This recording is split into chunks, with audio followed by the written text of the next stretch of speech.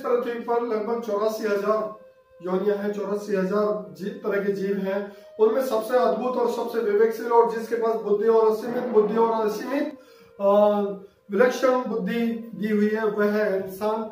इस 84,000 योनियों में और भी बहुत सारे जीव हैं जिनके पास अलग अलग तरह की ऊपर वाले ने चीजें अद्भुत तरह की शक्तियां दी हुई हैं, रंग बदलने की, जीव को अलग अलग तरह की। उनमें से मैं आज एक बात करना चाहता हूँ आपसे। एक हमारी पृथ्वी पर एक जीव इस प्रकार का भी है जो एनवायरमेंट के हिसाब से अपने रंग रूप को अपनी परिस्थितियों के अनुकूल अपने आप को ढाल लेता है। आज उसी जीव के माध्यम से मैं आपको जिंदगी की एक बहुत बड़ी सीख देना चाहता हूँ।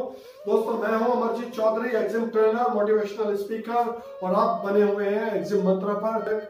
अगर चाहे तो 6 महीने जमीन के अंदर रहकर भी जिंदा रह सकता है, यानी वो एनवायरमेंट के हिसाब से, गर्मी के हिसाब से गर्मी में ढाल देता है अपने शरीर के तापमान को, और सर्दी के हिसाब से सर्दी के तापमान के हिसाब से ढाल देता है अपने शरीर के तापमान को। तो एक बार क्या हुआ कि मेरा लड़का और मैं जो है हमारी मार्केट में एक मेंढक टर्टर कर रहा था बहुत जोर जोर से। तो मेरे लड़के ने बोला कि पापा इस मेंढक की टर्टर को आज बंद करते हैं। मैंने कहा यार रहने दे, ये नेचुरल है, ये इसकी आवाज है, इसको टर्टर करने में ही मजा आता है, इसको इस तरीके से रहने दे। मेरा लड़का बोलने लगा कि नहीं, आज इसकी टर्टर बंद करते हैं, देखो आज मैं इसकी टर्टर कैसे बंद करता हूँ। मैंने कहा चलो भाई। अब मेरा लड़का उस मेंढक को लेकर घर पर आ गया, और घर पर लाने के बाद उसने एक लोहे के बर्तन में उस मेंढक को पानी भर के डाल दिया, और उसके अंदर बर्फ की थोड़े से टुकड़े डाल दिए ताकि वो पानी ठंडा हो जाए। मगर मेंढक की जो फितरत थी, मेंढक टर्टर तब भी करता रहा। मेंढक जब टर्टर करने लगा, ज्यादा करता रहा, तो उसको समझ नहीं आया कि क्या करें। उसने क्या करा, उस लोहे के पतीले को गैस स्टोव पे रखा और वो नीचे से तीली जला दी और गैस स्टोव गर्म होने लगा। पानी का टेम्परेचर कहीं जहां पर पहले ठंडा था वो गर्म होने लगा, मगर मेंढक की टर्टर अभी कंटिन्यू थी। पानी थोड़ा सा गर्म हुआ, मेंढक फिर भी टर्टर कर रहा था, और थोड़ा गर्म हुआ, मेंढक फिर भी टर्टर करने लगा। पानी का टेम्परेचर एक लेवल पे आ गया। जब पानी उबलने की कगार पे आ गया, मेंढक को थोड़ा सा टर्टर में प्रॉब्लम होगी, मेंढक थोड़ी देर टर्टर करने हल्का हो गया, और एक लेवल ऐसा आया जब टेम्परेचर पानी का उबलने लगा तो मेंढक टर्टर की बजाय चारों हाथ पैर उसके स्वाहा, यानी मेंढक की जीवन लीला जो समाप्त हो गई थी।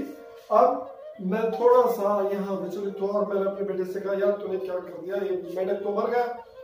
तो मैंने उसने मुझसे एक बात पूछी कि पापा एक बात बताओ, मेंढक मरा क्यों। मैं बड़ा शौक था कि एक छोटा सा बच्चा इस तरह की बात बोल रहा है कि मेंढक मरा क्यों। मैंने उसको बोला जाहिर सी बात है यार, मेंढक इसलिए मर गया क्योंकि पानी गर्म था। तो उसने बोला कि पापा मेंढक इसलिए नहीं मरा कि पानी गर्म था, मेंढक इसलिए मर गया क्योंकि वो थक चुका था।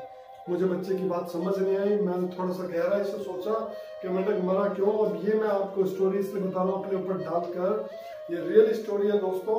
ये पता नहीं किसके साथ घटना हुई होगी किसके नहीं, मगर मैं जो अपने ऊपर एग्जाम्पल लेकर इसलिए दिया ये एग्जाम्पल ताकि आपको मैं इस कहानी को थोड़ा सा अच्छे तरीके से समझा सकूं। तो दोस्तों मैं कहना चाहता हूँ कि मेंढक मरा क्यों। मेंढक मरा इसलिए दोस्तों कि वो पानी गर्म हो चुका था, वो अपने आप को एडजस्ट नहीं कर पाया। क्या नहीं, मेंढक मरा इसलिए क्योंकि उसने पहले अपने शरीर के टेम्परेचर को ठंडे पानी के अकॉर्डिंग उसके टेम्परेचर को ढाला, उसकी टर्टर चलती रही, और उसके बाद जब वो पानी हल्का हल्का सा गर्म हुआ स्टोव पर रखने के बाद उसके टेम्परेचर को उसने ठंडे से गर्म में ढालना शुरू कर दिया, और वो तब भी टर्टर कर रहा था। मगर जब पानी का टेम्परेचर थोड़ा और ज्यादा गर्म हुआ, पानी के अंदर मेंढक की टर्टर थोड़ी कम होनी शुरू हो गई, और पानी का टेम्परेचर जब एक उबलने की कगार पे आ गया तो मेंढक की टर्टर बंद हो गई।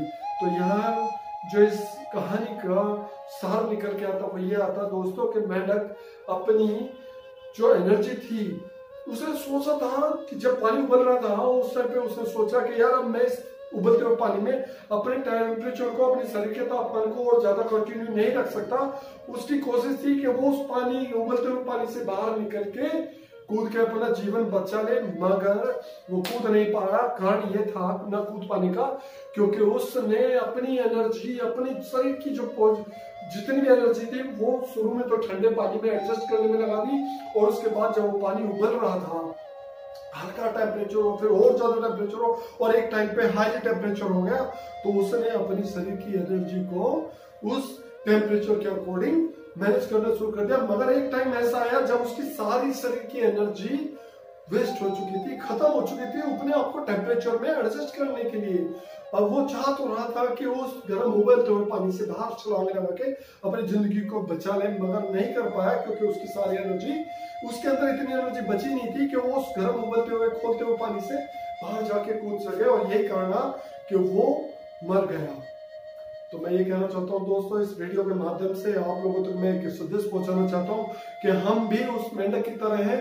हम अपने एनवायरनमेंट में, अपने टेम्परेचर, हम अपने आसपास की चीजों में इतना व्यवस्थित कर लेते हैं, अपने आप को इतना एडजस्ट कर लेते हैं कि हमें टर समझ ही नहीं आता कि हम कर क्या रहे हैं।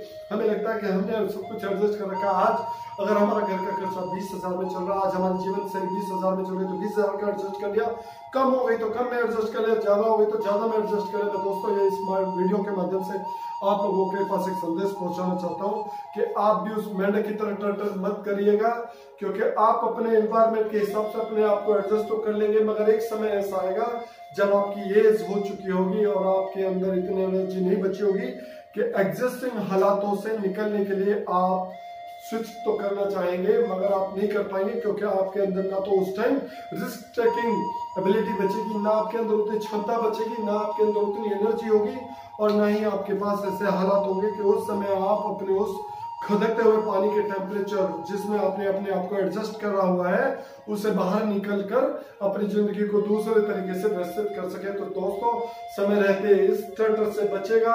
अपनी एडजस्ट करने की जो आपकी एबिलिटी है, एडजस्ट जिस चीज में देखा, एडजस्ट कर लिया, गर्मी है पंखा नहीं चल रहा, एडजस्ट कर लिया, गर्मी है पंखा नहीं है, वाइफ ने कहा एसी लिया, और ना तू पंखे भी एडजस्ट कर ले यार, आपने उनको भी एडजस्ट करना सिखा दिया, आप अपनी औलाद को भी एडजस्ट करना सिखा रहे। मेरी रिक्वेस्ट है आपसे सर कि रिक्वेस्ट करना है, आप अपने उन लोगों से रिक्वेस्ट करिएगा, इस वीडियो को शेयर करिएगा जो लोग अपनी जिंदगी को मेंढक के टर की तरह एडजस्ट कर रहे हैं।